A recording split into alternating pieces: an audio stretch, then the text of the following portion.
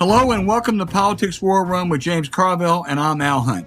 This week we are joined by the subject of the hit Netflix movie Worth.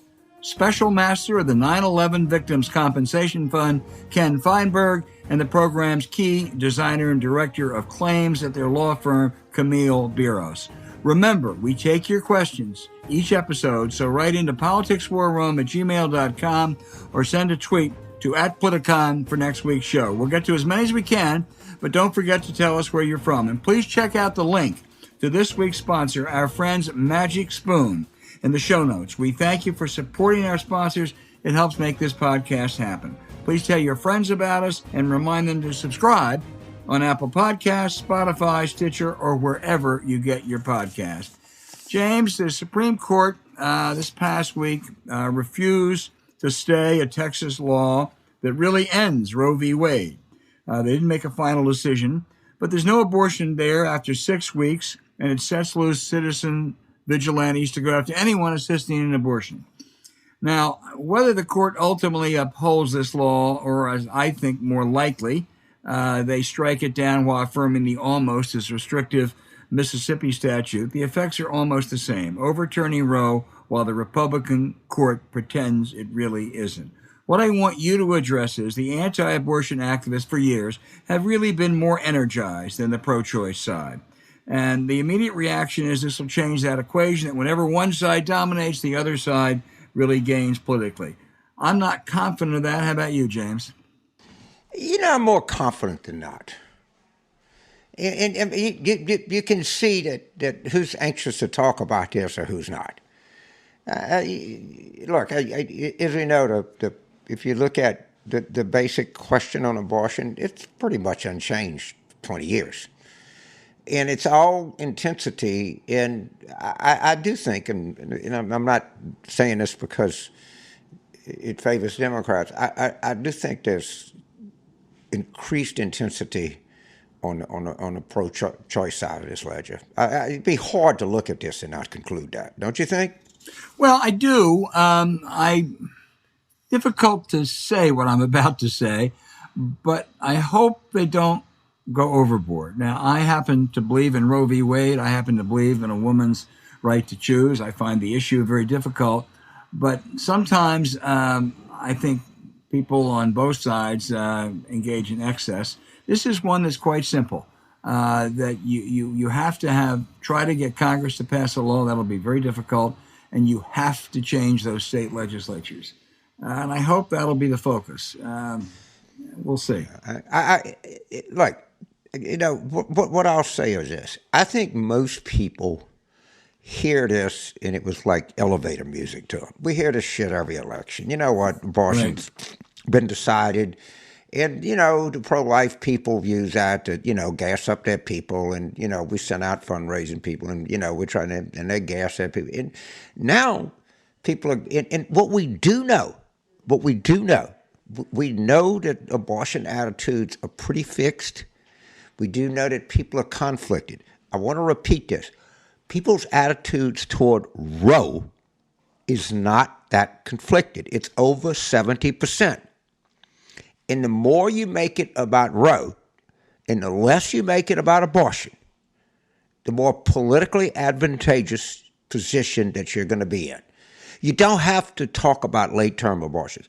You don't have to talk about this. Say, I think Roe is settled law. It should stay in. And Casey is also settled law. People are fine with Casey. All right? That's what you got to do. In anybody, that you don't even have to mention the word abortion. You just talk about Roe. Well, I think you're absolutely right, and that's what I was trying to clumsily allude to earlier about some of the pro-choice side, that they get excessive. They sure don't want to deal with late semester abortions when they have the overarching question of Roe. Here's what worries me, though, James. If, as you know, some smart people think, this court strikes down the Texas law and sometime next spring accepts the Mississippi law, I worry that the media, and I'm talking about my business here, is going to say, you know, this court really isn't as right-wing as we thought. They really are seeking the middle ground. That is pure bullshit. It was not true. It's a total myth. Last term, they went and they didn't take up the Trump cases. Those were crazy cases. Those weren't mainstream cases on the right wing. Those were fringe cases. They turned down the Texas insane ruling on the ACA. I mean, this does not show a court that is more moderately conservative than it was supposed. These were just fringe cases. And I really worry that when this gets depicted, as it did last June, this court really ain't as right wing as we thought. That'll be a harder myth to counter. That's really incumbent upon the media. That's a legitimate worry. And also, and we'll talk about when I get to my outrage, the post 9/11 coverage by the media was just horrific. And I'm not talking about Fox News. They're always horrific, all right? I mean, but yes, what you're saying, in all of these people in these newsrooms that are screaming about pronouns, better start screaming about some woman in Oberlin, Louisiana, who works at the Walmart with a abusive guy living with her and 2 kids who's pregnant. That's way more important than your pronoun. That's a way more important thing to fight over. And I, for all of the power that these people exercise in news organizations, and trust me, they exercise a lot of power. No one in their right mind would even question that remotely. And now that you have this power, use it to something constructive. And yeah. Brace hell when you see this. Well, it's they didn't do that, and they're really trying to be judicious here, and blah blah blah. And it has to start now. We're watching you. We're watching you, and we're watching you closely. Yeah, you're absolutely right. And here's the effect of these Texas and Mississippi and I'm sure Louisiana laws. If you're an oil company's daughter and you get knocked up, it doesn't change a thing. You fly to California, you fly to Illinois. If you're a rich lawyer, what it does is it affects that woman, as you say, who works at Walmart, that single woman. It creates such an unfair, unequal playing field. And also, to throw this in, James, we shouldn't forget that this conservative Supreme Court got there through cheating. They got there by denying Merrick Garland a hearing, got there by rushing through Amy Barrett. I believe in obeying the law. I believe in abiding by decision of this court. But it was a court that was put together through cheating. Yeah. Of course it was. And the 2000 election was cheating. And you know what happens? Yeah. They get away with it. You know what happens? Everybody applauded Gore for saying, well, he did the right thing. This is, the law is spoken, thank God. And yes, of course they do. And they basically get away with it. They just get away with it. Well, my point's a little different. I disagree with the Bush v. Gore decision, but I'm saying that was those 9 members were legitimately on that court. Nobody cheated to get them on the court. They went through the normal process. It's different this time. Brett Kavanaugh or Neil Gorsuch should not be on that court. Merrick Garland should hold that seat. Yes. And Joe Biden should have made that Amy Barrett appointment. But Roger Taney was legitimately the Chief Justice of the Supreme Court. That don't make Dred Scott right. No, right? That doesn't make Plessy v. Ferguson right. There are bad decisions, and Lord knows this court has made bad decisions. This was a hijacking of an election that people just shrugged off.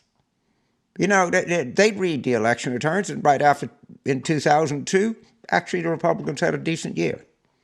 It just to say, well, they're legitimate there. That was in Scalia by one order that stopped the vote count, and then they all came in there and did this. And I know the dissents were vigorous and everything else. Those 4 justices should have walked out of there. It was staggering what they did. Just stop the legitimate vote count. But listen, I agree. It was, but these decisions, whether it's campaign finance, affirmative action, redistricting, and now abortion, we're going to see a whole slew of staggeringly bad decisions. It's not like they didn't tell you from a court. They told you. And this notion that this is a more moderate court or a more conservative moderate court, when it comes to corporate power, when it comes to political power, you know exactly where Brett Kavanaugh and Neil Gorsuch and Thomas and Alito and Amy Barrett and most of the time and John Roberts will end up. So anyway, all right. It'll be a lot of stories in the weeks ahead on this one.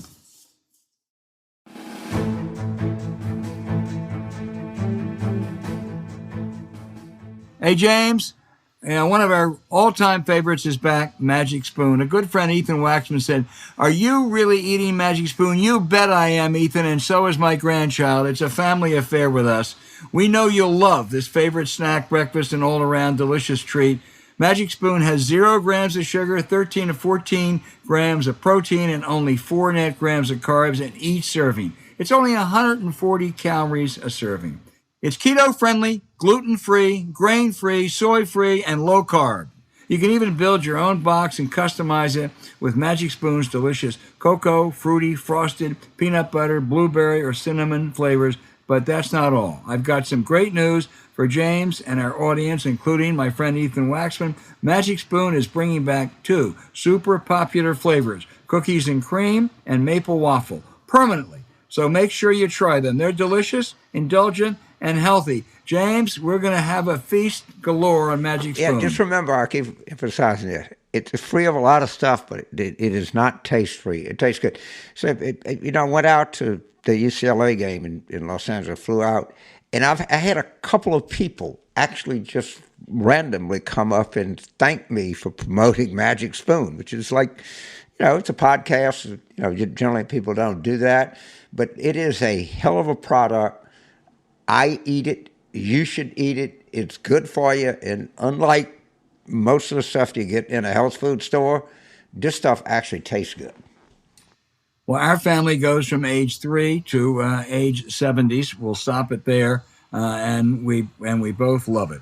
So go to magicspoon.com/war room to grab a custom bundle of cereal and try it today. Be sure to use our promo code War Room at checkout to save $5 off your orders. That's WARROOM. And Magic Spoon is so confident in their product, it's backed with a 100% happiness guarantee. So if you don't like it for any reason, they'll refund your money. No questions asked. Remember, get your next delicious bowl of guilt-free cereal at magicspoon.com/war room and use the code War Room to save $5. Thank you, Magic Spoon, for sponsoring this episode.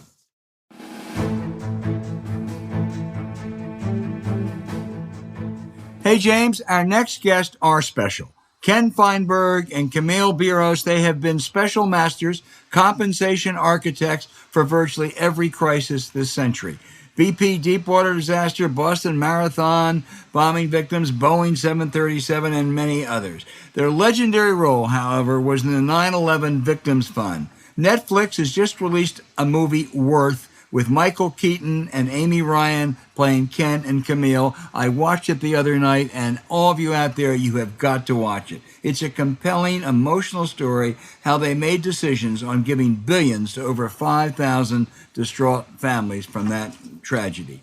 I'm not going to feign objectivity here, James. That's one of Ken's favorite words. We served on the JFK Profile and Courage Committee together. I actually served under Ken. I first met him more than 40 years ago when he was one of 3 attorneys working for Senator Edward M. Kennedy. David Boies, Stephen Breyer, and Ken. There's still a debate as to who was senior. He is a special master, and more than a few times he's been carried by Camille. So we are so pleased to have you both. Thank you.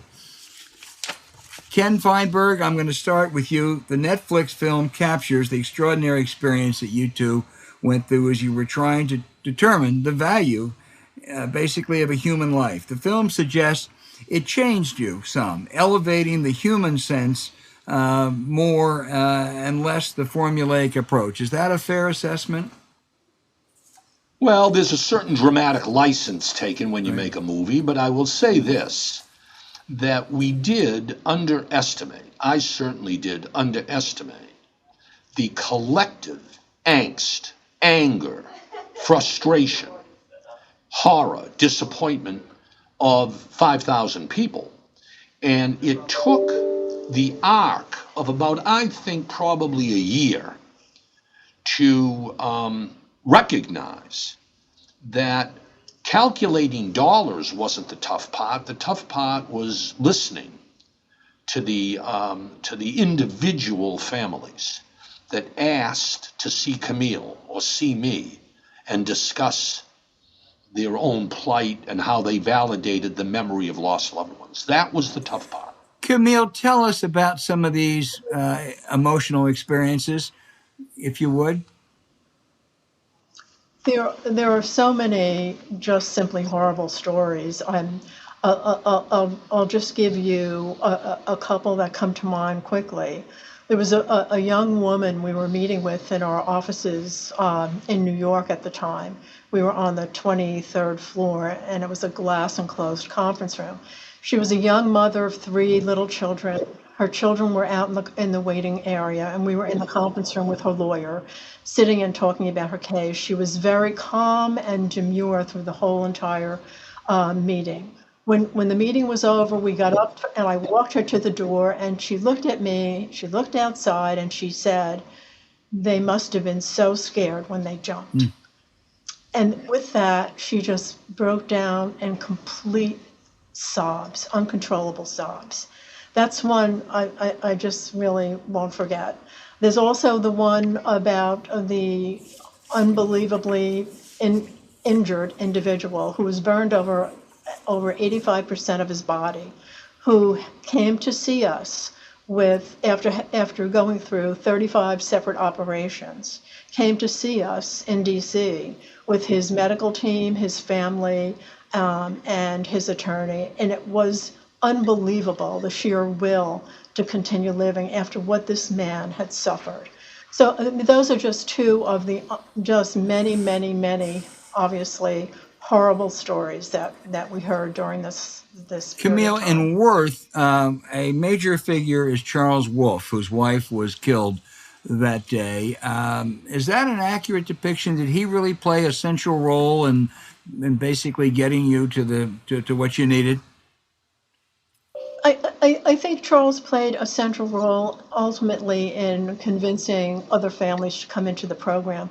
I think what maybe doesn't really come through in the movie is that we worked so quickly that the law was enacted on September 22nd, signed by the president October 22nd, and we had very little time to get the information and explain the information and how to apply to the fund, what the fund was all about. So we were working very, very quickly in an effort to make sure we could get money to people as quickly as possible.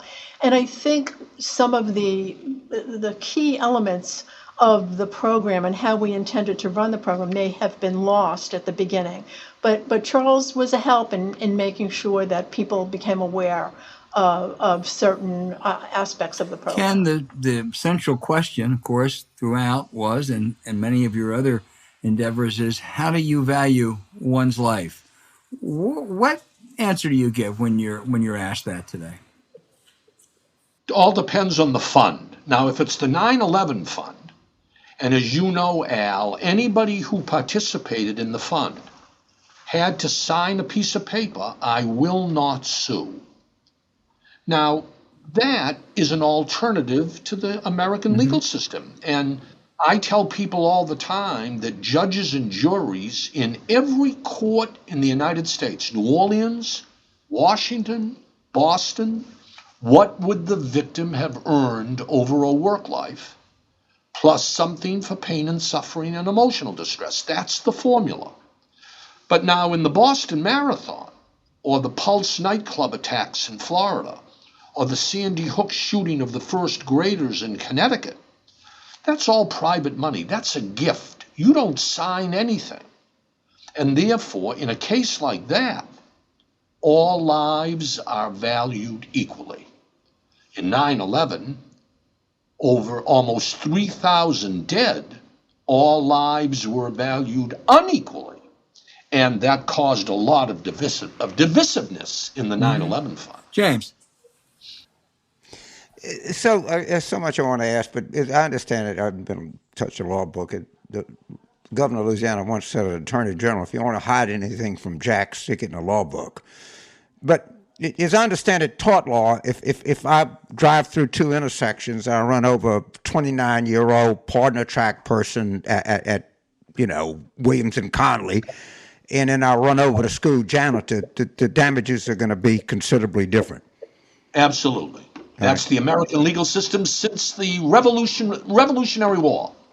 All right. So, in how did you adjust for this in the 9/11 case? Well, with great difficulty. The statute said you shall follow state tort law. But the statute also had a catch-all provision, but the special master can exercise his or her discretion to try and calibrate awards. So what we did is we made the decision. We lowered the high-end earners who might otherwise get $30 million each down to about $4 or $5 million, and raised the waiter and the busboy and the undocumented workers and the firemen and the cops and the soldiers at the Pentagon. We raised them so that there was a difference of about between the average $2 million award for a death claim and the median award was $1.6 million. So we sort of made that adjustment. As Senator Kennedy told me when we took on this assignment, I'll never forget, Ted Kennedy said, "Ken, I've got only one bit of advice for you. Make sure that 90% of the taxpayers' money doesn't go to 10% of those who died, namely the high-end earners." And I took that to heart. So, in essence, you had to, in Camille, y'all had to get to herd immunity. If you didn't get 80% to sign on, it was no good. And of course, if I were a lawyer representing somebody, I'd say, screw Ken Feinberg, I can get you more money in the court. All right? I want to talk about salesmanship here because, my mother sold encyclopedias, and you had to go out and get your hands dirty doing this. All right? What strategy did y'all have?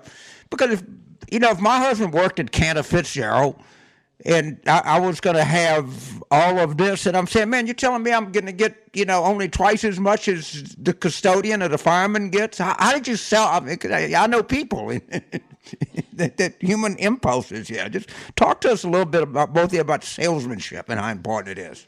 So I'll start. One of the things we made sure we did was a significant amount of outreach.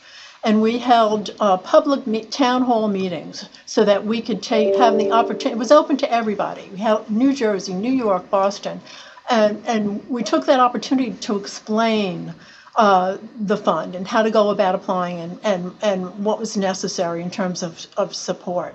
Also, keep in mind, one of the selling points of a fund like this is speed. I mean, yes, you can go and sue, but you're not going to get results in a court of law in 6 months, 10 months, 15 months, however long it took from the time you submitted your claim till we actually made payment. So speed, transparency, and an understanding of what the fund was all about, and those were our selling points during the course of the program. Also, remember, you want to go to court? Pay your lawyer 33%. Who says you're going to win based on this sneak attack from a foreign terrorist organization?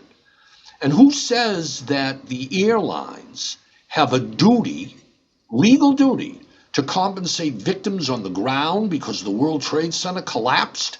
I mean, there were a lot of challenges. And the law required, Jim, that if you're a Louisiana resident and you'd rather sue than take the fund, you have to go to New York City to sue. You can't sue in Plaquemines Parish or downtown New Orleans. You've got to go to New York, federal court, and that's the only place you can litigate. So at the end of the day, 97% of all the eligible families came into the fund voluntarily. So I have one more question. I'm going to turn it over to Al. I saw you had signed up for the BP oil spill, and Jack Leslie is a good friend of mine, and he just loves you to death. And Camille, I've can listen to you and tell you that what was your encounter in dealing with South Louisiana culture? Because that's different than anything in the goddamn world, I promise you. I just was like, how are these guys going to deal with these clowns? We learned an awful lot about harvesting and fish and oysters and shrimp. We also learned a lot about individuals who don't necessarily have tax records to support their earnings, and a lot of cash transactions. So, we had to work hard with the people to have them provide us something so that we can get them some emergency money. It was very interesting.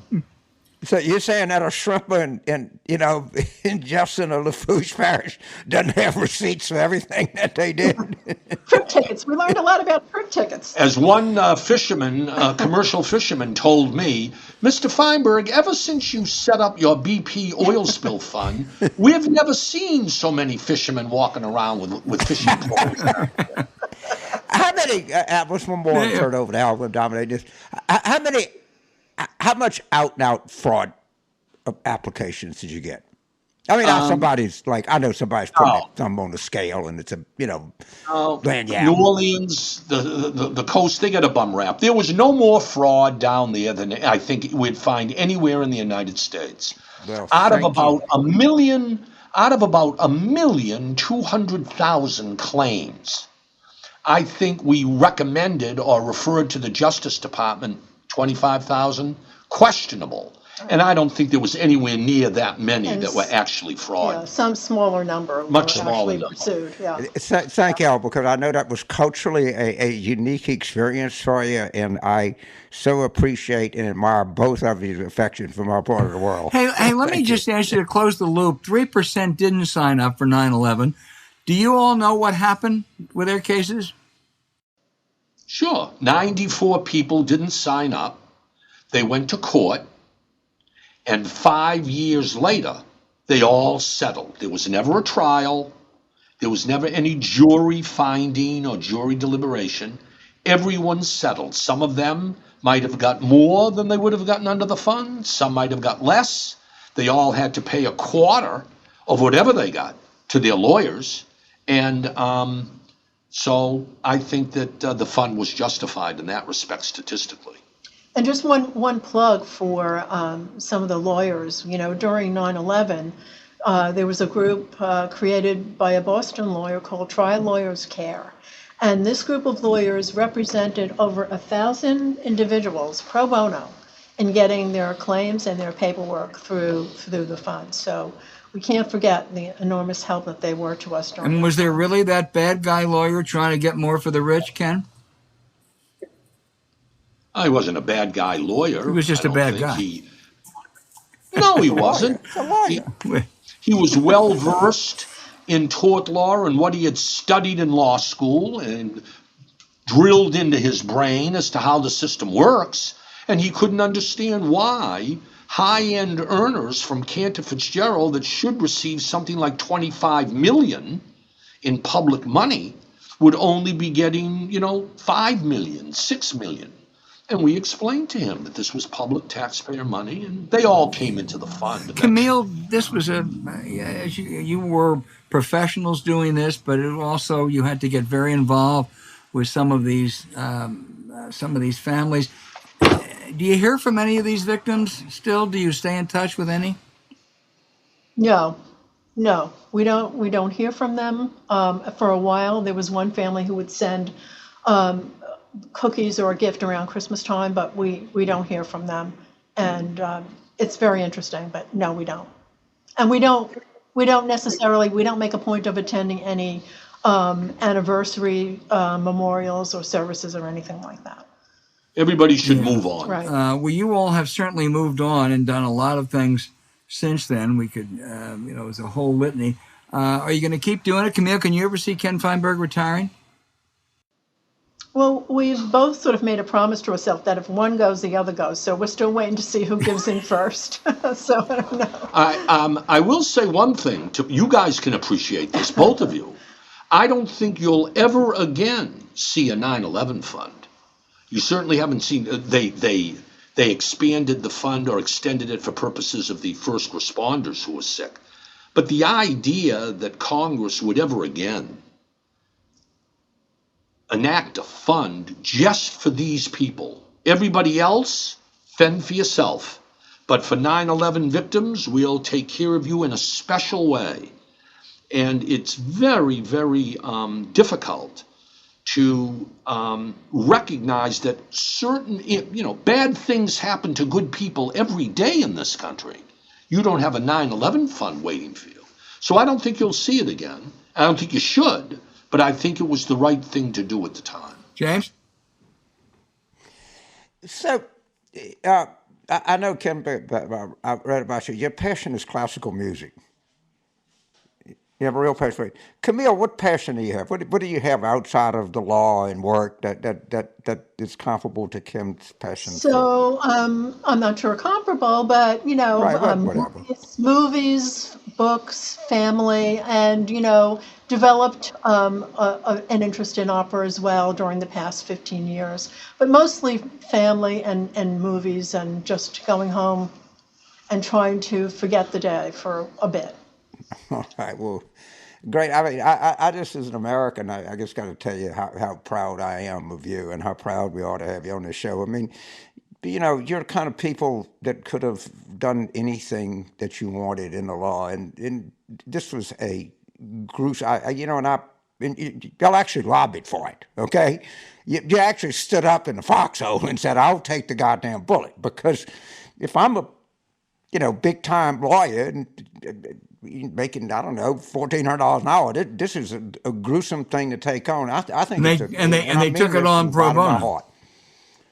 Right, but I mean it's about my heart. I mean, I think it was like a selfless act of patriotism. I really do, and I'm not a soppy guy, but I really mean that. And it's a big honor to have both of you on this show, and not just because they made a movie about you, but because of what you did. And Well, thank you for saying that. Thank you. I will say this, to me and to Camille, the greatest aspect of the movie is to show America 20 years later, especially young people who may not remember 9/11 very well, how the country came together as one.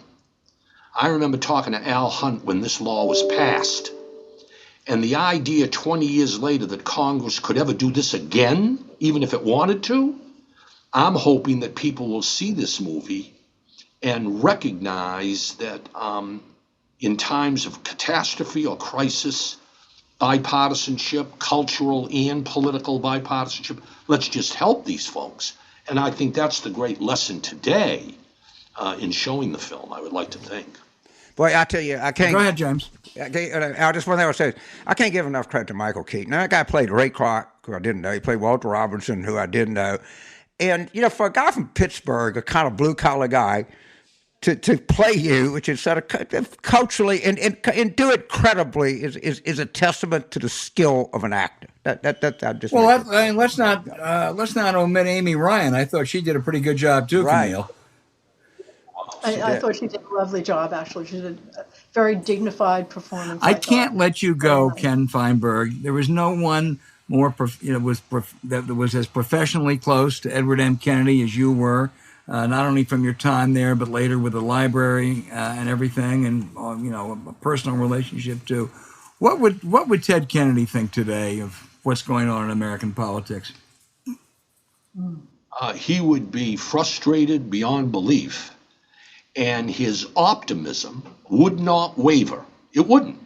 But I think he would be just appalled that the inability to get something done. And of course, Al, you know better than almost anybody his love of the U.S. Senate and how he would they have that Edward M. Kennedy Institute in Boston. Perfect replica of the Senate floor. It's really amazing. Yeah. And he would be amazed, I think, at how the institution, forget the individuals, but the institution has been, tarnished by the last decade or more as to how the Senate now operates. And I think he would be very, very troubled, but he would be fighting every day to try and make it better. Never gave up. He never lost faith or optimism. Boy, we're all better off because of it. He was one of the few who voted against that war in 2000. That's right. Warned everybody. He did. Hey, I want to tell you, Camille and Ken, you were not only great guests, but to echo what James said, you are great patriots. You've done an extraordinary job, and we just thank you for joining us today. Great. It was a pleasure. Thank you. Thank you both very, very much. Honored to be. Man, Thank you. Corporal Carville salutes y'all, great Americans.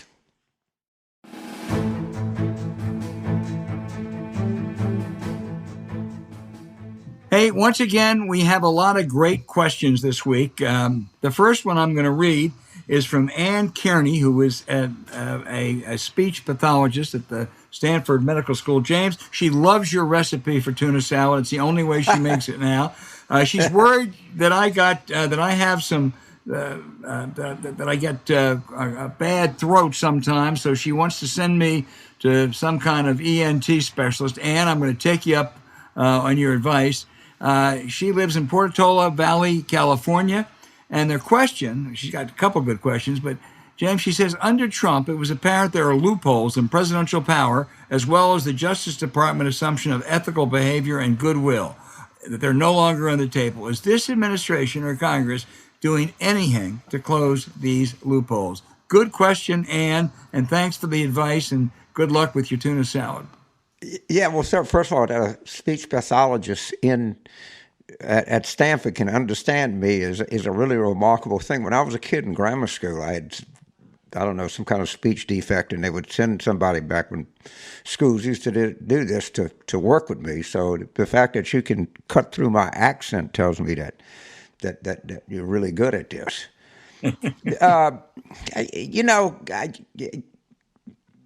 But there's so much stuff. What we have here is between the infrastructure bill, the abortion bill, between all of the stuff. There's just a bottleneck in Washington right now, and I don't say there's limited attention span, but it's going to be very difficult to have anything new brought in right now until I don't know if they can. Hopefully they can resolve some of this stuff. But I mean, the future, literally, if we can't get this, if they don't get this infrastructure thing through, we're going to be doomed. Well, and also, so I think there's I don't think they want to take up very much right now. No, I think you're right. And they not only need that, they need that social infrastructure bill too, and they also need some kind of campaign reform bill, or to make sure Republicans can't stop the voting. So you're right. They have a huge. The other thing, Ann, I'd say to you is that, look, there have been a lot of reforms in the past. After Nixon and Watergate, there were a whole slew of reforms. When you have someone like Donald Trump and the people around him who don't care about the rule of law, who don't care about any kind of decency or protocol, it's awful hard to stop it. You can pass lots of rules, lots of regulations, lots of laws, and they'll just ignore them. Trump did it time and time again.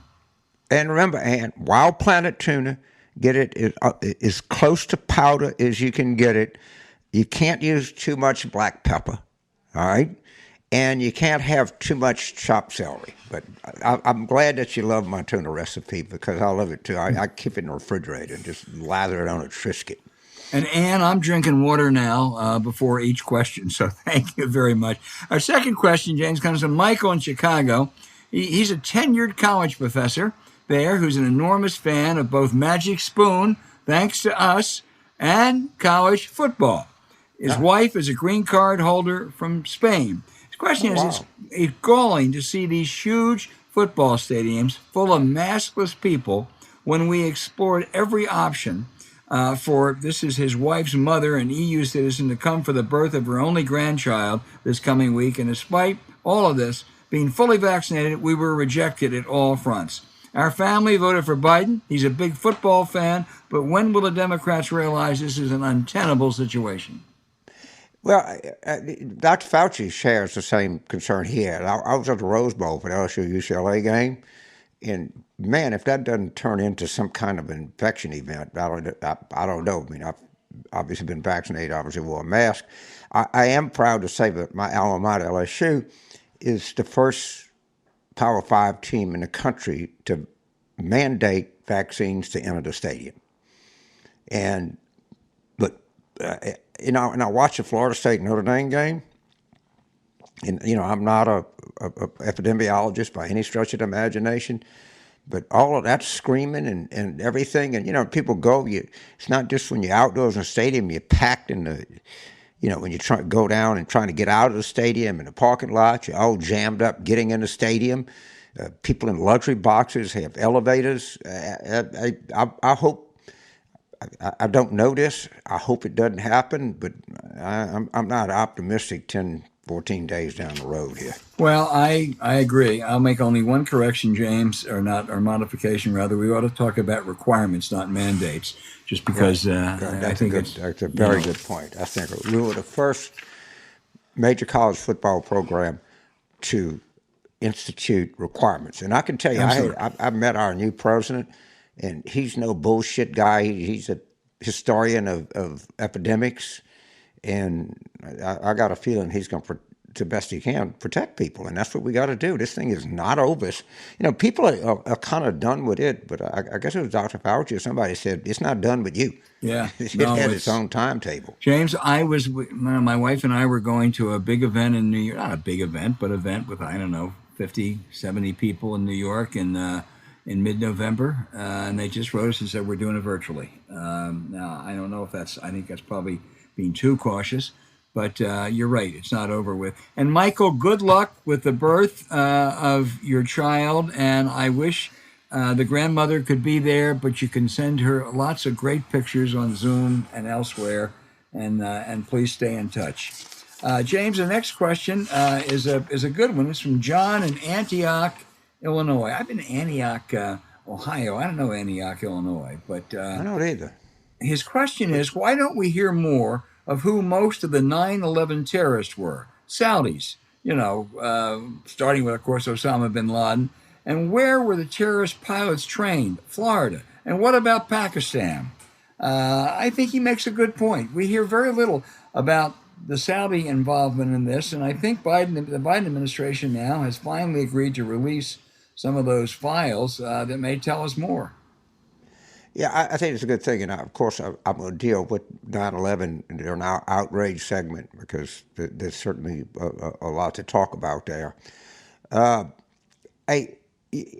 I'm curious is, were there Saudis because Osama bin Laden was a Saudi and they knew him, or was there some involvement here of the Saudi government? Now, they might have just looked the other way, and we know that from Shay's, we know that the Pakistani intelligence group were really behind the whole ISIS thing. The Taliban thing. Right.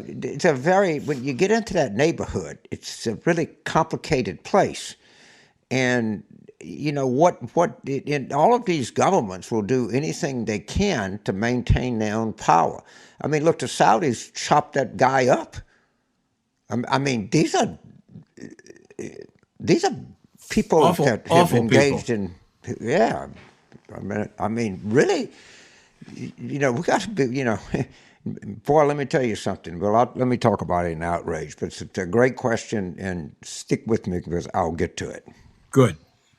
This is a different question, but I like it. Kingsley in Staten Island, New York asked, what do you think LBJ would have done had he lived to witness the Watergate scandal and the subsequent downfall of Richard Nixon? I know enough about that, Kingsley, to know that A, he would have loved it because he really didn't like Nixon at all. He would have thought that maybe it was some justification for his tenure. But if he had lived that long, he also would have seen how badly that Vietnam War, which was his great tragic Achilles heel, turned out. So it would have cut both ways. I will say this. I think Johnson deserves all the blame he gets for the Vietnam War. He doesn't get enough credit for what he did. He was the most successful domestic president, other than FDR, in American history. And the laws have really stayed the test of time. The civil rights laws, Medicare, some of the poverty laws. And Johnson, you can't find any airports around the country named after Lyndon Johnson.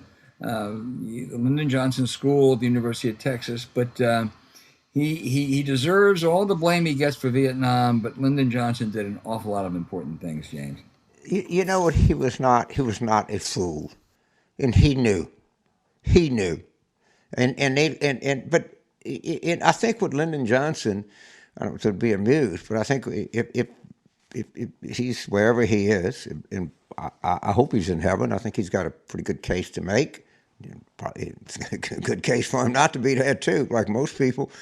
But I think what he'd say is, how could these stupid son of bitches make the same goddamn mistake I made? What are they doing? I think that's what I think more importantly, that's what he would be thinking. And he knew, I mean, he was tortured. And these guys never, I don't know if a lot of these people ever had like second thoughts about the horror that they brought on the country. He did. For that, I give him enormous credit. He knew that he made a massive historical blunder. He knew it. Well, there was a wonderful book for it. There was a really marvelous book written about McGeorge Bundy, who was one of the architects of the war. One of the most arrogant people I've ever met in my life was the dean of Harvard College when he was like 30 years old, and was a man who was certain with everything he did. And later in life, he realized the most important thing he did in his life was a tragic mistake, and that overcame all of the previous accomplishments and achievements in his mind. Someday, some of these people will realize it's the same thing today. They're too full of hubris. I'll deal with this in the outrage, okay? But at least Johnson had the humanity to know that he had made a major, colossal fuck up. And for that, I mean, it was major and it was colossal. Compare it to this, compare it to that. Stay tuned, everybody. We're getting to the outrage soon, I promise. The next one, James, I'm going to violate our rules. It's from Deborah. Deborah, you didn't tell us where you're from, so this is a one-time carve-out. From now on, you got to tell us where you're from. You got it. But she says, please tell me why the Democrats are not constantly reminding the American people that Trump made a horrible deal by allowing 5,000 prisoners, 400 of whom were known violent captures against Afghan forces, to be released. Why wouldn't these criminals seek revenge and cause the havoc they have done? And why isn't Trump getting the blame for that? She's not talking about the Doha Agreement. She's talking about that release of 5,000 prisoners, of which they got nothing in return. Well, okay, I agree. It was horrific. But all of this, just like, when they say the exit was, and people say, and I hear this all the time, well, James, it was the right thing Biden to get out, but you got to admit that the exit was fucked up. No. But you're just equivocating. So let's just we were talking about football. So a team is down 28-0, and the team that has nothing scores a touchdown with a minute to go. And they try an onside kick and it doesn't work. So, well, you got to admit, James, that they didn't execute on the onside kick. That's how fucking stupid this sort of thing is. Like the exit was screwed up. Well, we're getting to your outrage, James. Huh? Don't leave your outrage. My outrage is a little bit different than that. All right. Okay. But you're right. It was of course, it was a colossally stupid thing. There was no smart thing to do by that time. I'll blame Trump for appropriately for so many ills. He's so rotten. He's so everything. But that was just a reflect. At least, unlike Bush and Obama, I'll give him credit for this. At least he knew the war was lost. Well, I don't criticize him at all for basically the agreement. I just think that she raises a good point. The release. Well, she does raise a very good point, but I think that, to engage in that, my point is to engage in that is to distract from the colossal mistake the entire operation was. She's right, but that's not the thing I would accentuate. But next time, Deborah, tell us where you're from. Greg in Bay City, Michigan, says Governor Gretchen Whitmer took a lot of heat from the right wing for her policies to contain COVID-19. There are still many signs in yards bashing her, and our county up in Bay City seems to be trending Republican. Both chambers of the legislature are Republican. What are her chances in 2022? Greg, I don't know, but I will tell you this. It is one of the 3 or 4 most important races in the country. There are three seats, gubernatorial seats, that are held by Democrats: Pennsylvania and Michigan and Wisconsin, all of which have Republican legislatures. If they elect Republican governors in those 3 states, I assure you, you're going to see Texas abortion laws. You're going to see anti-voting rights. You're going to see, once they get total control, it is remarkable what they will do. And so I think Gretchen Whitmer, she made a mistake or two perhaps, but she's been a pretty darn good governor. She was right on COVID-19. I know the Republicans are hailing this black sheriff from Detroit as their savior. I don't know right now. It's a long way off, but I think Gretchen Whitmer should and probably will be reelected. James. Okay, they had a black sheriff in Milwaukee. I was looking for that. Yeah. First of all, I don't know. I don't know if she made any mistakes. Maybe she did. I don't know. Why talk about them? Look, first of all, they tried to kidnap her. Kill her. Right? They tried to kidnap. Second thing is, talking about Bay City, Michigan, I did not realize this, but I read somewhere there's as many registered boats in Michigan as there are in Florida. All right? Somebody can fact check me. I may be wrong, but I know it's a very powerful. And I don't understand that. But the right-wing crazies in Michigan are as crazy as they are in Alabama. Oh, yeah. And I don't know what it is up there. But, I mean, they are really nuts. But I think Whitmer has been a outstanding. I love that woman. She communicates well. She's really, had to do a lot of difficult things. And I think her mistakes are few and far between. And her attributes are utterly glorious. And Mayor Whitmer, if anybody's listening to this, if anything James Carville can do to help you deservedly win re-election, I will do it. I promise you. I love her. Well, and I would say to our, Greg, what I want you to do is ask those people who are not going to compare her COVID record to Ron DeSantis. Compare what Michigan has gone through, which has been a lot of suffering. Compare it to Florida, and imagine if she hadn't have done what she did, how many more cases there would have been, and how many more deaths there would have been. James is right. If you look at the Times, I look at it every day. They have the map of counties, and if you look at it, it tracks with stupidity. All right, it really is, and I think she's done a magnificent job, and I think those Michigan right wingers. I mean, there's a lot of sane Republicans in Michigan. At least there used to be. Your friend Bob Tita being one of them. Mary Lucas. They're nuts, man. They're nuts beyond. Maybe they might have. Well, they may have been nuts beforehand, James. But Trump, as Trump has taken over this party, there are more and more nuts everywhere. Pennsylvania has them too now. Anyway, Mason in Avon, Minnesota, says he's a high schooler from Avon. He's interested in entering the field of politics when he's older. I was wondering if both of you could give me one important piece of advice on things I should know or consider before pursuing this career choice. I get this question a lot, and I'll give you the same answer. Go take a test drive. Find something, maybe a competitive state house seat. Maybe it's a competitive city council. I'm not sure what the local government or county structure is in Minnesota. Or maybe there's something, and go there and say, look, I'm interested in this. I want to volunteer. I'll do whatever you ask. And then be in there and see if this is really for you. Because it's a different life.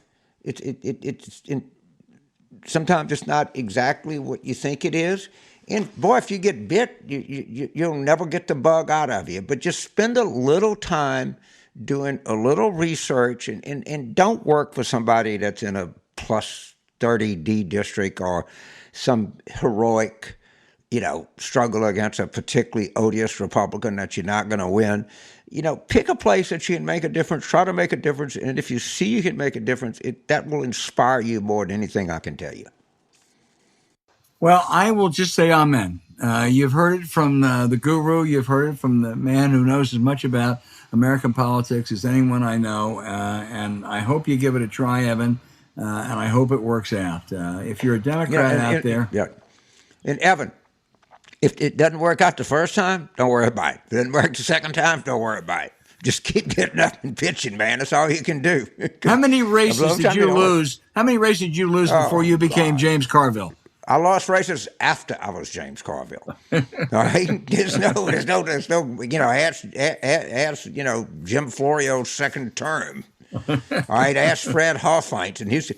Everybody loses races, right? For God's sakes, you just it's just what the nature of the beast is. Well, but the point I was making is it took you a while to become a winner, and then you really took off. But the worst thing could have happened to me if I would have won the first race and I'd actually thought I'd do something. I actually learned more. I learned more losing in Texas in 1984. When I came to Austin in September of 1983 and I left in November of 1984, it was the greatest period of growth I've ever had. And I just got the living shit beat out of me. Okay, Evan, I want you to tell us what you've done. Stay in touch with us.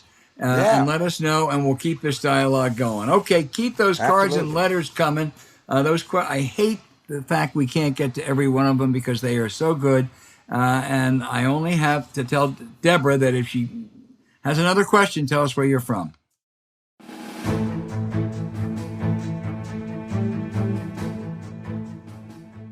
Okay, now for the outrage of the week. James, I'm going to let you this week go first because you've talked a lot about your outrage and we all are waiting. One of the things that we got gassed up in is that American exceptionalism, or we totally focus on ourselves. And I hate to say this because it's 20-year anniversary of 9/11.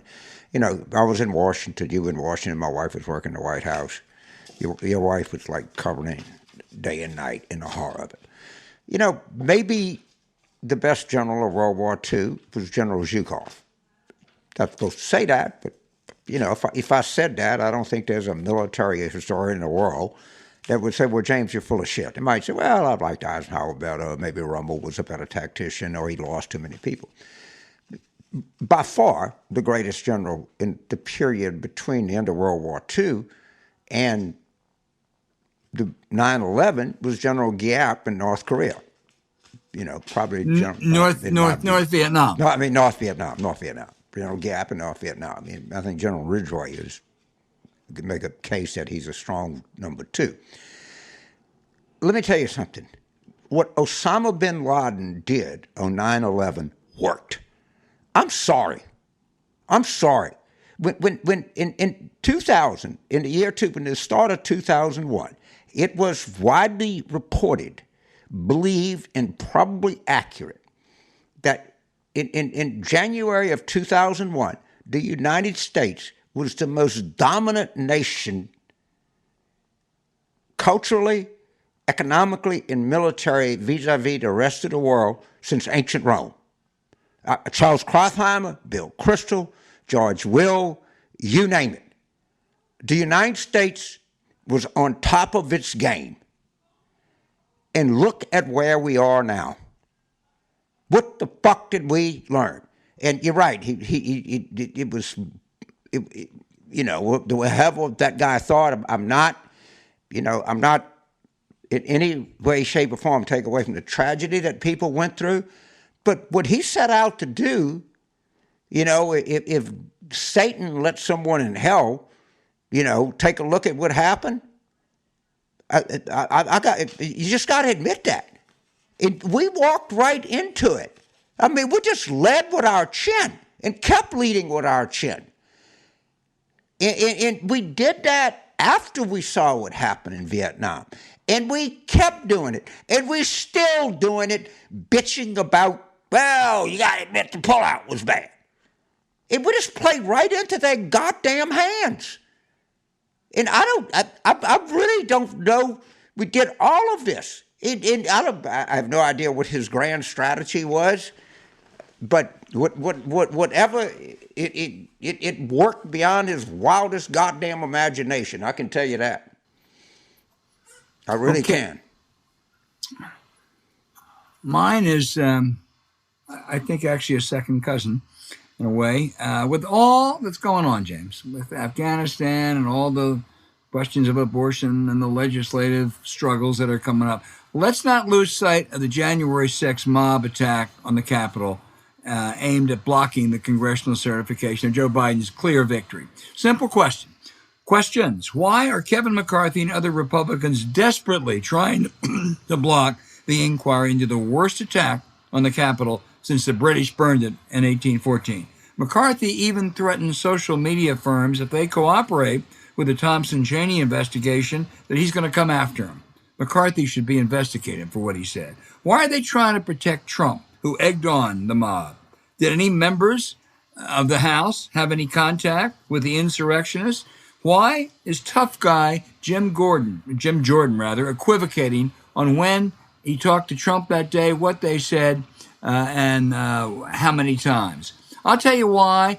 At least you have to suspect they're trying to cover up some stuff. And that's why I think the Thompson-Cheney Commission, which is off, I think from all accounts, they don't leak, they're off to a good start. It's imperative that they get the answers to these questions. Mark my word. A focus of this committee is going to be December 21st, 2020, in a White House meeting. The simple reason that Kevin McCarthy does what he is, okay, it's a fucking weather vane, is that a significant part of his caucus is exposed, and everyone knows it, and they are panicking. And I got to tell you, many times, and I'm a big believer, you got to give the guy in charge credit. And everybody says, well, you got to have a good staff and Liz Cheney and whatever. No, I don't know. But I got to tell you, Benny is, he's the Pope, he's the general, he's the admiral, he's the guy running this. And I think that so far, really good. It has been. It has been really good. And what's incumbent, and I think Benny Thompson knows this, it has to be a unanimous report or recommendation, whatever it is. And that's why I think Pelosi was so smart to put two Republicans on there, Liz Cheney and Adam Kinzinger, who I think really care about getting the truth. They are bona fide Republicans. And if there's a unanimous report and they find out stuff, Kevin McCarthy is going to be someone who ought to be in the spotlight. Again, Pelosi was brilliant. There was a lot of background noise about Benny. All right? He has acquitted himself brilliantly. And he has. I think the staff is good. I think the two most important members of that committee by far are Jamie Raskin and Liz Cheney. And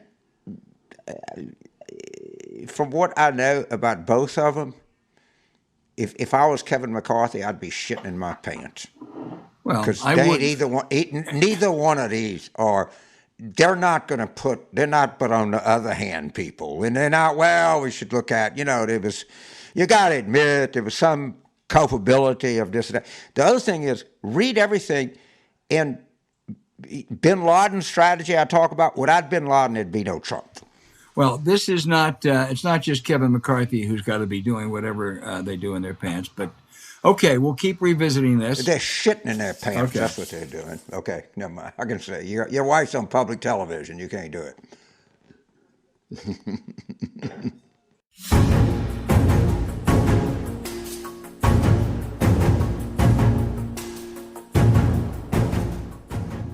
Hey, thanks for listening to Politics War Room with James Carville, and I'm Al Hunt. Don't forget to send your questions for us by email to politicswarroom@gmail.com or tweet them for next week's show at Politicon. Following this episode, we'd really appreciate it if you'd check out the link to our sponsor, Magic Spoon. We deeply thank you for supporting them. When you do, it helps make this podcast happen. To keep up with us, subscribe to Politics War Room on Apple Podcasts, Spotify, Stitcher, or wherever you listen. Please rate the show with a 5-star review. We'll be back next week with another program as we continue our War Room planning.